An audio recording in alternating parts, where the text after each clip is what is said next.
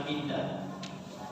Kata Rasulullah SAW dari hadis Abu Hurairah, tidaklah suatu kaum berkumpul di rumah dari rumah Allah Subhanahu wa Ta'ala, kemudian mereka di dalamnya membaca Al-Quran dan mempelajarinya, kecuali akan Allah berikan 4 keutamaan.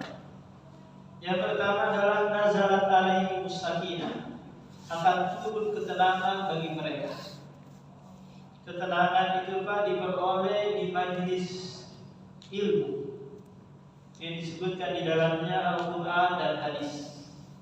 Meskipun di luar sana kita banyak hutang, banyak masalah dengan keluarga, dengan urusan di kantor, tapi duduk sejenak di majlis, insya Allah akan ada ketenangan. Belum lagi kalau kita memperoleh ilmu yang kita nantinya ridho menerima keadaan apapun yang terjadi di luar sana. Nazarat alaihimus sakinah yang pertama. Wa ghasyiyatuhumur rahmah, rahmat menaungi mereka, rahmat Allah Subhanahu wa Ta'ala.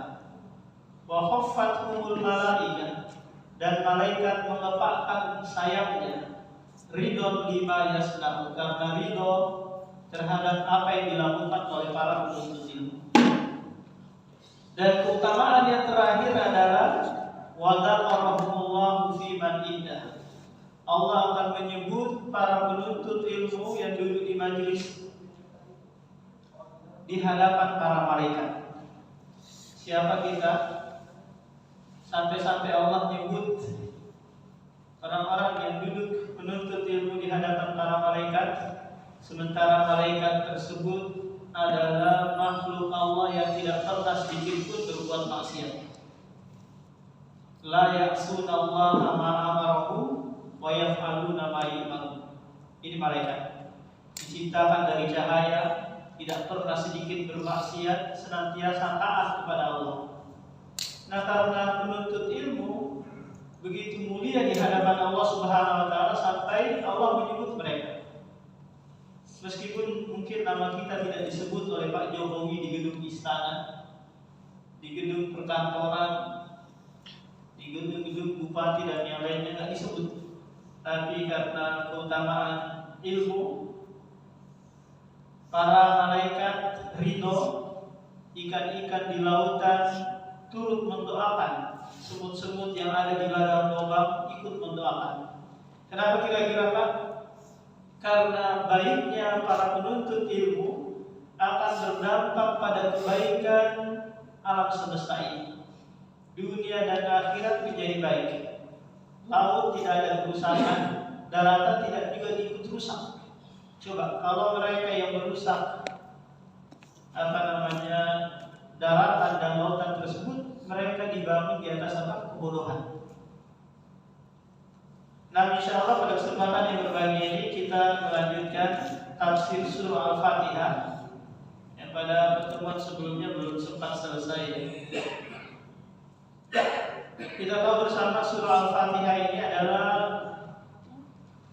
inti Al-Quran, sirrul Quran, intinya Al-Quran itu di surah Al-Fatihah. Kenapa demikian? Karena Al-Quran itu Pak, kandungannya ada 3. Yang pertama adalah tentang Allah, tentang keesaan Allah, nama-nama, sifat-sifat Allah, perintah beribadah. Ini kandungan yang pertama. Kandungan yang kedua adalah tentang hukum-hukum, halal, haram, sunnah, mubah disebutkan. Kemudian yang ketiga tentang kisah-kisah. Nah, semua hal ini disebutkan di surah Al-Fatihah. Maka dia dikenal dengan apa? Ummul Quran atau Ummul Kitab. Jadi kandungan Al-Quran terkumpul di surah Al-Fatihah. Pada pertemuan sebelumnya kita sudah membahas tentang ayat pertama, ayat kedua, ayat ketiga, ayat keempat. Coba kita perhatikan Pak.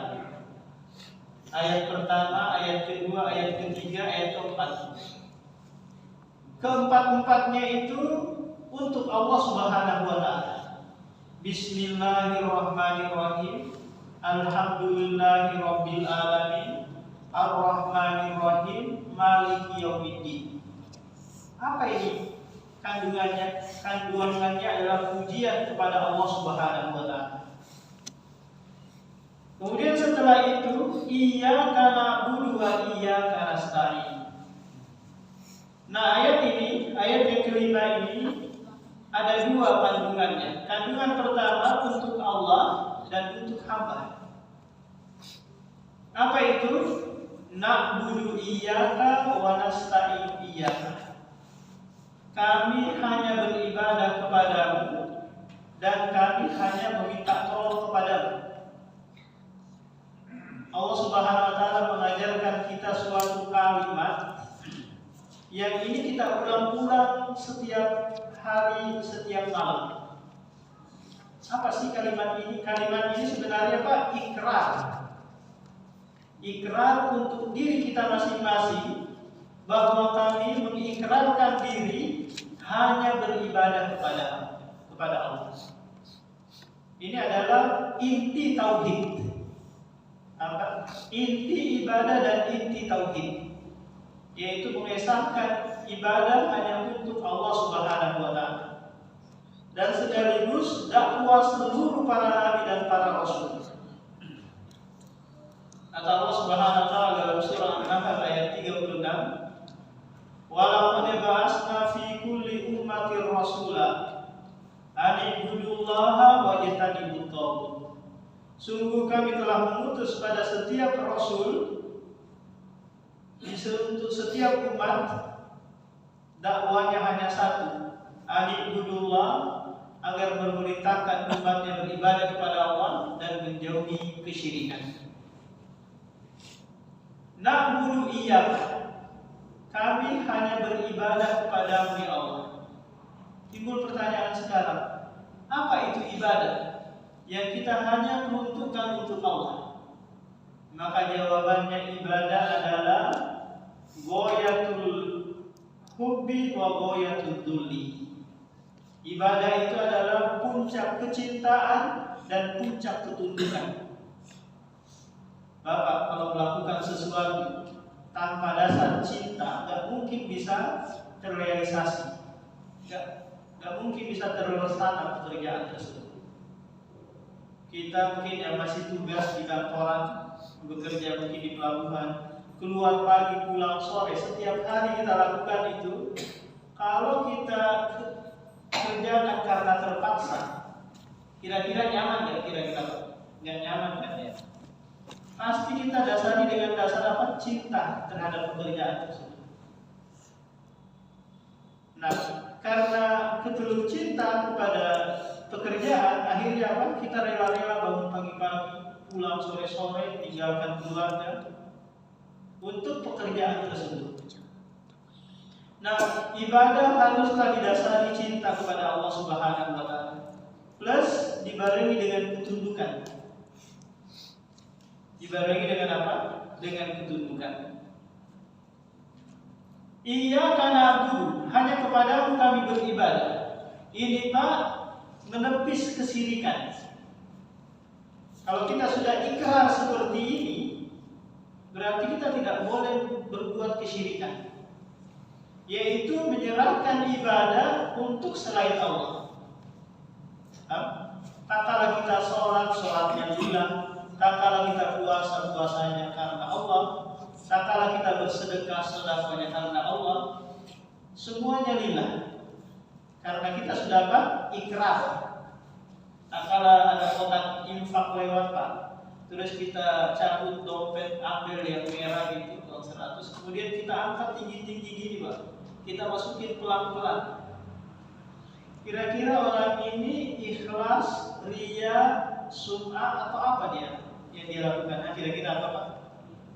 Dia angkat 100.000 gini, dia pelan-pelan dia masukin ke mana kalau kotak infak tersebut. Dia nggak sembunyi-sembunyi, dia lihatin. Bisa jadi ikhlas, bisa jadi riya. Kapan dia ikhlas? Kalau dia tujuannya untuk memberitahu yang lain kalau sedekah itu yang merah, jangan yang biru, jangan yang jingga, yang lain warna-warna yang lain, yang merah yang paling tinggi. Bersedekah yang paling disukai. Ini sebagai apa? Sebagai bentuk pelajaran bagi yang lain. Tapi kalau sekiranya hanya untuk ria, ujub, biar dipandang sedekahnya paling banyak, barulah dia syirik. Karena seharusnya sedekah tersebut untuk Allah, ini untuk mencari pujian manusia, mencari buah-buah dari manusia. Maka ini tidak sesuai dengan ucapannya iyyaka na'budu. Kemudian Allah sertakan lagi wa iyyaka nasta'in. Hanya kepadamu kami meminta tolong. Apa kira-kira kaitannya ayat ini dengan ayat sebelumnya? Kaitannya kita itu tidak bisa beribadah kecuali dengan pertolongan Allah. Ini sekaligus menepis haula wala quwwah, bahwa saya ini tidak ada daya dan kekuatan untuk menjalankan sholat, menjalankan puasa, sedekah dan yang lainnya kecuali pertolongan dari Allah. Ini menepis kesombongan yang ada pada diri kita. Kalau bukan aku yang bangun masjid tersebut, nggak jadi masjid itu. Ini keangkuhan, kesombongan. Jadi tak kala azan berkumandang hayya 'alas shalah, apa kira-kira yang kita ucapkan La haula wala quwwata illa billah. Ini untuk mendukung ucapan kita iyyaka nasta'in. Hanya kepadamu kami meminta tolong. Dalam artian saya nggak bisa memenuhi panggilan sholat tersebut kecuali dengan pertolongan dan yang datang dari Allah Subhanahu wa Ta'ala. Ini luar biasa. Jadi tawakal, jadi isti'anah meminta tolong kepada Allah ini maknanya adalah tawakal kepadanya, menyerahkan urusan tersebut kepada Allah Subhanahu wa Ta'ala.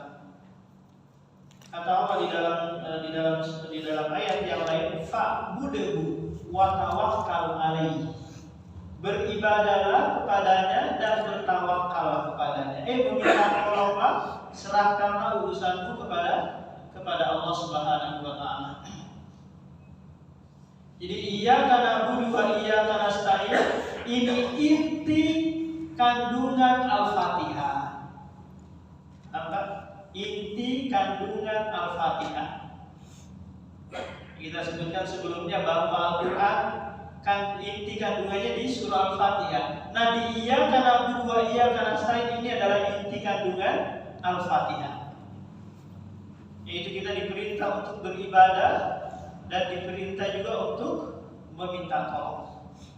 Kalau kita hayati lebih dalam lagi ini, maka segala bentuk ibadah tidak bisa akan terwujud ibadah tersebut kecuali dengan pertolongan Allah Subhanahu wa Ta'ala. Maka tak kala kita diberikan kemudahan sholat, puasa, ibadah, zikir dan yang lainnya, maka jagalah kenikmatan tersebut dan senantiasa meminta pertolongan, karena tidak semua orang diberikan hal tersebut. Coba bayangkan tukang-tukang itu yang mereka kerja pagi sore, banting tulang keras keringat, giliran mendengar azan mereka tak sanggup, giliran ada panggilan sholat mereka tak sanggup. Kenapa? Karena mereka tidak diberikan pertolongan. Karena mereka memang nggak minta tolong kepada Allah Subhanahu wa Ta'ala. Kemudian ayat berikutnya ihdinas siratal mustaqim. Ayat ini Allah Subhanahu wa Ta'ala mengajarkan kepada kita doa yang terbaik. Coba lihat doa yang terbaik. Ihdinas siratal mustaqim. Berikanlah petunjuk kepada kami untuk menempuh jalan yang lurus di dunia ini. Jalan yang lurus, at-thariqul wadih, jalan yang lurus. Coba bayangkan Pak, doa yang paling bermanfaat yang diajarkan oleh Allah Subhanahu wa taala. Sebentar kita jelaskan. Sebelum Allah Subhanahu wa taala mengajarkan kita doa, Dia mengajarkan kepada kita dulu tentang adab-adab di dalam berdoa. Dari mana kita ambil pelajaran tersebut? Dari ayat-ayat sebelumnya. Yang pertama adalah pujian, kemudian ibadah. Kedua hal ini merupakan tawassul kepada Allah. Tawassul. Tahu tawassul? Tawassul itu menjadikan sesuatu sebagai perantara agar diijabahi doa tersebut. Ini namanya apa? Tawassul. Nah, kalau kita mau berdoa, meminta sesuatu kepada Allah, kita harus sertai dulu dengan apa? Dengan pujian-pujian kepada Allah. Coba bayangkan, Pak, kalau ada orang mengajukan proposal ke suatu perusahaan, terus dia barengi dengan marah-marah, ngomel-ngomel, kira-kira mau dikabulkan nggak proposalnya?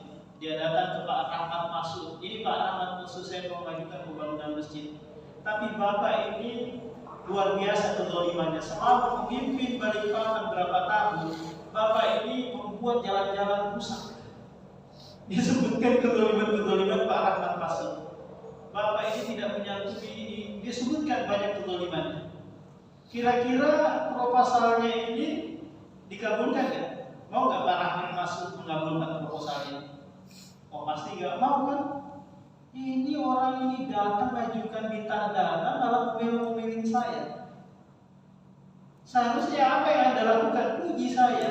Bapak ini Masya Allah, tidak ada pemimpin yang paling baik kecuali Bapak, pemimpin Balikpapan. Bapak adalah pemimpin yang paling muda, paling dermawan, dipuji dengan pujian yang tinggi. Agar tujuannya apa? Agar tujuannya apa yang kita ajukan disetujui oleh Pak Rahmat Masud. Nah, ini adab yang pertama dalam apa? Dalam mengajukan permohonan, yaitu doa.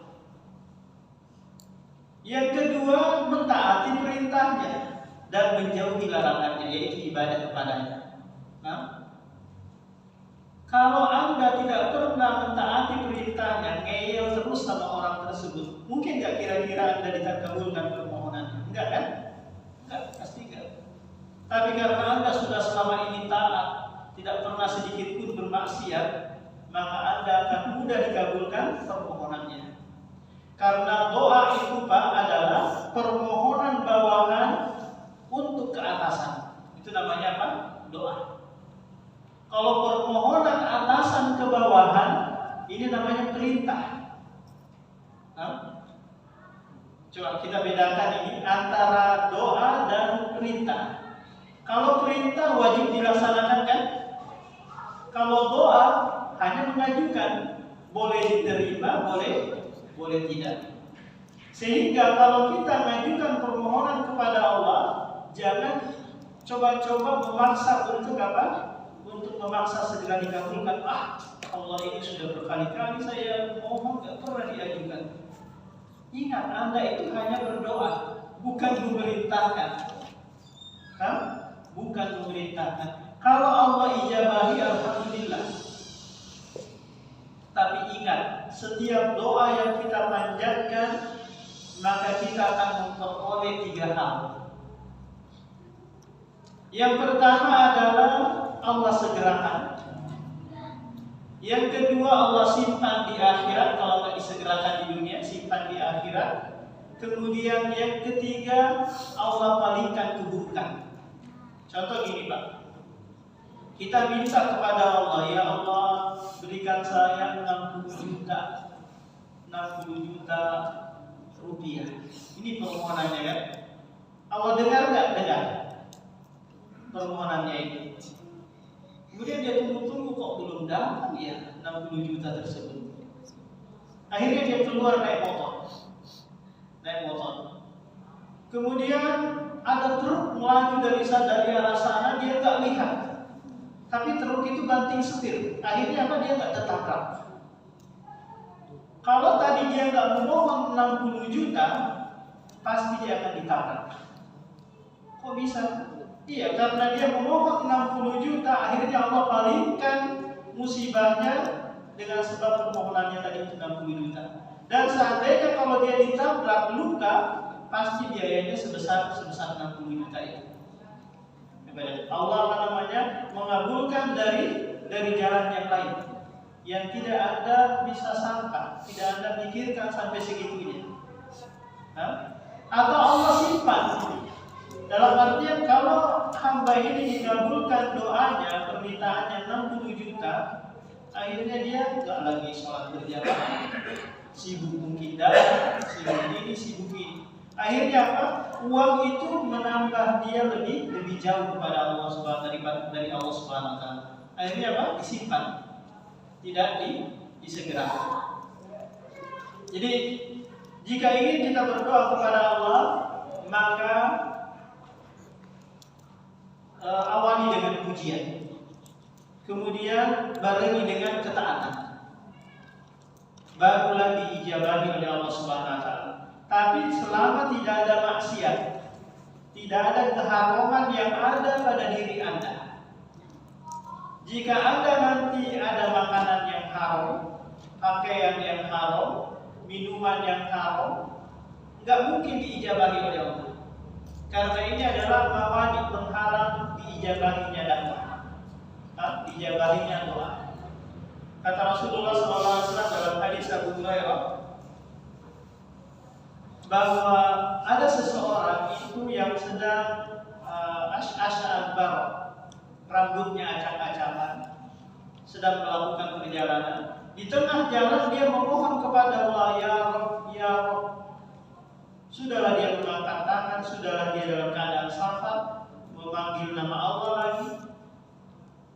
Akan tetapi wa mat'amuhu haram, makanannya haram, wa mashrubuhu haram, minumannya haram, wa malbasuhu haram, pakaiannya haram, fa anna yustajabuna. Bagaimana mungkin bisa dikabulkan doanya? Kalau apa? Kalau ada hal yang haram pada diri. Jadi jangan salahkan Allah Subhanahu wa taala, tapi salahkan diri kita, introspeksi diri kita. Mungkin ada hal-hal yang haram yang saya gunakan. Nah, itu adab dalam berdoa dari ayat-ayat sebelumnya. Kemudian setelah itu Allah mengajarkan doa, ihdinas siratal mustaqim. Berikanlah kami petunjuk. Jadi petunjuk itu kan ada dua. Yang pertama adalah hidayatul bayan wal irsyad. Hidayah penjelasan dan arahan. Seperti saya sekarang ini memberikan hidayah taufik, memberikan pengarahan, penjelasan kepada bapak-bapak. Apakah bapak nanti mau terima atau enggak, bukan urusan saya itu. Itu urusan Allah. Itu dikenal dengan apa? Hidayah taufik. Ini yang kedua, Pak. Hidayah taufik, yaitu hidayah untuk menerima, mengamalkan, menetapkan pada diri Anda. Jadi belum tentu Anda mendapatkan penjelasan, keterangan itu bisa Anda terima. Kenapa? Karena itu butuh hidayah taufik. Bukan taufik hidayah, tapi apa? Hidayah taufik. Hidayah untuk apa? Menerima, menetapkan sesuatu yang disampaikan kepadanya. Nah, setiap para dai, para nabi dan para rasul memiliki hidayatul bayan wal irsyad. Allah Subhanahu wa taala berfirman, innaka la tahdi ila siratal mustaqim. Sungguhnya engkau Muhammad mampu memberikan arahan kepada jalan siratal mustaqim. Hanya pengarahkan saja. Basyira wa nadhira. Tapi Rasulullah nggak bisa memberikan hidayah taufik. Ini Pak. Jadi kalau Bapak punya keluarga, sering memberikan nasihat kepada keluarga, jangan putus asa. Jangan menganggap, Ustaz saya sudah nasihatin dia sampai berbusa mulut saya. Enggak dia mau ikut, enggak dia mau tinggalkan pekerjaannya, pekerjaan haramnya itu. Anda jangan memposisikan diri sebagai Tuhan yang bisa memberikan apa? Hidayah taufik. Karena hidayah taufik itu di tangan Allah Subhanahu wa taala. Jadi hidayah ada dua, hidayatul bayan wal irsyad dan hidayatul taufik. Nah, di ayat ini kedua-duanya ada. Kita sebagai seorang muslim tidak pernah putus akan hidayah. Selama kita hidup ini, selama itu kita pula butuh hidayah, butuh bimbingan dan arahan dan ketetapan dari Allah Subhanahu wa taala. Karena kita ini Pak dibekali qalbun, dibekali apa? Hati. Hati ini yataqallabu, sering berubah-ubah. Sering terbalik-balik. Kadang hari ini kita taat, besok kita bisa bermaksiat. Ya, besok mungkin kita bisa kafir. Enggak ada yang bisa menjamin. Makanya kita senantiasa minta kepada Allah petunjuk, bimbingan dan arahan hingga kita meninggal dunia. Wa'budu rabbaka hatta ya'tiyakal yaqin. Beribadahlah kepada Allah hingga kematian datang menjemput. Kemudian petunjuk kemana? As-siratal mustaqim, yaitu jalan yang lurus. Jadi jalan yang lurus itu Pak adalah jalan yang akan memudahkan kita sampai kepada tujuan plus biayanya sedikit. Coba bayangkan Pak yang pernah ke Samarinda lewat jalan Soekarno-Hatta dan jalan tol, kira-kira lebih cepat mana Pak? Jalan tol kan ya, karena jalan yang lurus, bebas hambatan kan. Beda dengan Soekarno-Hatta, jalannya liku-liku, belum lagi kalau singgah di Tahu Sumedang, ya kan? Terus naik ke Bukit Soeharto, jalannya muter sana muter sini, belum lagi kalau ada kayu tumbang di sana. Akhirnya kita akan nunggu kayu tersebut diangkat, disingkirkan. Dari Balikpapan ke Bukit ke Samarinda lewat apartemen Soekarno-Hatta itu bisa menempuh 2 jam ya, 2 jam lebih Pak. Kalau dari jalan tol kita bisa menempuh nggak sampai 1 jam, bahkan 45 menit bisa. Karena pernah tancap itu dari Balikpapan sampai ke jalan sana sekitar 45 menit. Jadi gasnya diinjak terus, masukin langsung gigi 5, langsung pancap terus, nggak pernah stop. Itu sampai dari setengah 6 sebelum maghrib saya sudah sampai di Lojana. Itu pernah tes apa namanya jalan tol. Jalan malaikat maut. Yang itu Pak. Jadi cepat sekali. Jalan lurus itu adalah jalan yang memudahkan kita sampai kepada tujuan. Kala Rasulullah SAW duduk-duduk di padang pasir bersama sahabatnya. Kemudian Rasulullah membuat garis lurus ini. Kemudian di samping kiri kanan garis lurus tersebut dia buat garis-garis lagi kayak ini. Kemudian Rasulullah mengatakan hadzal sabilullah, ini adalah jalannya Allah. Kemudian jalan kiri kanan ini adalah jalannya setan, di mana di setiap jalan tersebut ada setan yang mengajar. Wa anna hadzal siratal mustaqim, ini adalah jalan yang lurus, jalannya Allah. Fattabi'u, ikutilah jalan tersebut. Wala tattabi' subul, janganlah kalian mengikuti jalan-jalan yang banyak. Fatafarraqu an sabil, maka akan membuat kalian sesat dari jalan yang lurus tersebut. Jadi jalan yang lurus adalah jalannya Allah Subhanahu wa taala yang kita tempuh semua, yang mengantarkan kita kepada Allah Subhanahu wa taala. Tapi ternyata banyak juga di tubuh kaum muslimin saja jalan-jalan yang berbeda-beda. Dan ini memang sudah dikabarkan oleh Rasulullah SAW. Sataftariqul ummati ala salasatin wa sab'ina firqah. Umatku ini akan terpecah menjadi 73 golongan. Kulluha finnar. 72 golongan tersebut diancam neraka. Illa wahidah, kecuali satu. Wahiyal jamaah, yaitu jamaah. Akhirnya banyak kelompok-kelompok yang memberikan nama dirinya apa? Jamaah. Ada Islam jamaah, ada Jamaatul Islamiyah, ada jamaah, gitu ya. Macam-macam. Semua mengarah kepada hadis tersebut. Tapi kata jamaah ditafsirkan oleh Rasulullah sendiri apa? Ma'ana alaihi al-yawma wa ashabi. Apa yang aku lakukan saat ini dan sahabatku lakukan. Nah, itulah adalah al-jamaah. Kata Abdullah bin Mas'ud, al-jama'atu ma wafaqal haq wa in kunta wahdak. Jamaah itu adalah apa yang mencocoki kebenaran meskipun engkau sendirian. Apa yang sesuai dengan Al-Quran dan hadis, Anda adalah al-jamaah. Meskipun Anda sendirian di tengah kelompok-kelompok yang banyak.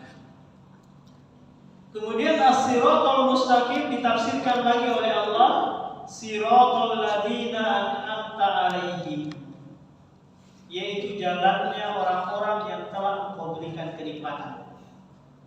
Gambarannya seperti ini, Pak. Taruhlah jalan tol tersebut jalannya sepi, ya kan? Jarang orang yang mau lewat karena biayanya mahal, 100.000 sekali lewat, ya kan? Lebih baik beli pertalite, dapat PP Samarinda dan Soekarno Hatta, kan? Sepi. Tapi diumumkan di situ bahwa jalan ini sudah banyak orang yang selamat melewatinya. Orang-orang dahulu melewatinya selamat. Jangan ragu lewat jalan ini. Meskipun mahal, sudah banyak yang selamat. Demikian juga siratal mustaqim, meskipun sedikit pengikutnya, tapi kalau sudah banyak yang selamat melewatinya, ya sudah. Kita nggak boleh ragu melewati jalan tersebut. Nah, siratal ladzina an'amta alaihim ditafsirkan oleh Allah lagi di ayat yang lain, di surah An-Nisa ayat 69. Apa kata Allah di sana? Wa may yuti'illaha war rasul fa ulaika ma'al ladzina an'ama Allahu 'alaihim minan nabiyyin was-siddiqin wasyuhada'i was-sholihin wa hasuna ulaika rafiqa. Kata Allah, barang siapa yang mentaati Allah dan Rasulnya, maka mereka itu adalah orang-orang yang telah diberikan kenikmatan dari kalangan para nabi, para syuhada, para siddiq, dan para orang-orang soleh. Berarti Pak, kalau kita mentaati Allah dan Rasulnya, berarti kita sudah menempuh jalan yang lurus, jalannya para nabi, jalannya para orang-orang soleh. Jangan ragu, karena mereka sudah dipuji oleh Allah Subhanahu wa Ta'ala. Kemudian setelah itu kata Allah Subhanahu wa Ta'ala, ghairil maghdubi alaihim waladdallin. Ingat, kalau kalian sudah menempuh jalan yang lurus, jangan sekali-kali menempuh jalannya orang yang dibenci dan orang yang sesat. Para ahli tafsir sepakat bahwa yang dimaksud dengan al-maghdub di sini adalah al-Yahudi, orang-orang Yahudi, dan ad-dhalin adalah an-Nasara. Kenapa Pak orang Yahudi itu dibenci oleh Allah Subhanahu wa Ta'ala, dimurkai oleh Allah? Karena mereka punya ilmu tapi tidak pernah diamalkan. Ini. Mereka itu ya'rifunahu kama ya'rifuna abna'ah. Mereka mengilmui Muhammad sebagaimana mereka mengilmui anak-anak mereka. Coba bayangkan Pak. Dia tahu ciri-ciri Nabi itu, tapi karena bukan dari Bani Israel, mereka tidak mau ikut. Oh, ini dari Arab, ini nggak mau saya ikut. Mereka adalah orang-orang yang paling ngeyel, paling membangkang. Tapi mereka diberikan apa? Kecerdasan, diberikan ilmu. Jadi orang Yahudi dibenci oleh Allah karena mereka punya ilmu tapi tidak diamalkan. Nah, orang Nasrani mereka punya semangat dalam hal ibadah tapi tanpa dasar ilmu. Akhirnya mereka sesat. Pokoknya baik menurut saya, baik menurut kiai saya, sudah jalan. Pokoknya sudah Nggak usah mikir-mikirin dalil ini itu. Insya Allah baik. Tapi orang Islam adalah pertengahan. Mereka yang punya ilmu plus diamalkan, agar terlepas dari jalan yang dibenci dan jalannya orang yang sesat. Nah, ini akhir pertemuan kita dari surah Al-Fatihah. Insya Allah pada pertemuan berikutnya kita masuk ke juz 30 atau juz amma, dimulai dari surah An-Naba. Ada yang ditanyakan sebelum kita tutup?